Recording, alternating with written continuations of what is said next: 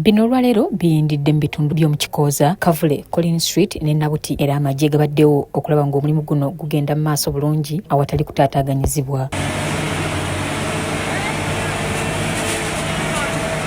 Wabula mu kitundu ky'omu Kikooza waliwo omukyala asimattuse okusendebwa mu nnyumba mwabadde era alabiddwako ng'afuluma ne magetisi era olubadde okufuluma ennyumba ye n'esendebwako ekitundu.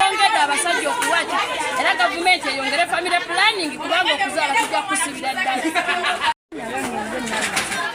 Mba mmere mu paaka emukolo naye nene mangi batulumbyeyo kati nze maama nze taata nina omwana ono omuto kati akantu kange baba bakajjewo ke mbadde njirisamu ekifumi ngenda kukola nti. Abamu balabiddwako nga bapakira engoye zaabwe mu bukutiya saako n'okusitula emifaliso nga tebamanyi kyakuzzaako.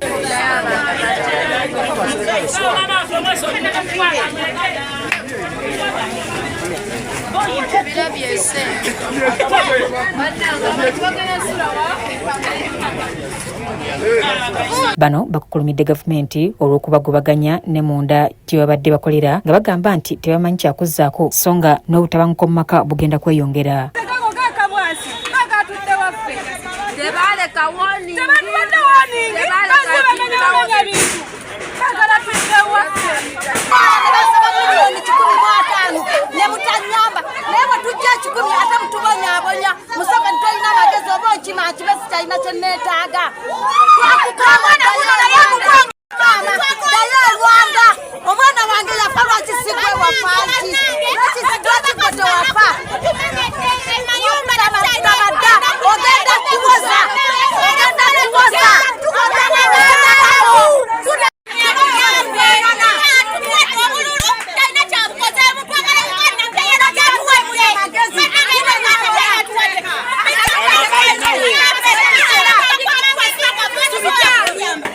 Nga lumu omwezi guno abakulu mu kibuga Mukono batandika ebikwekweto by'okujja abo bakolera ku makubo bonna mu kibuga wakati ne bweru waakyo.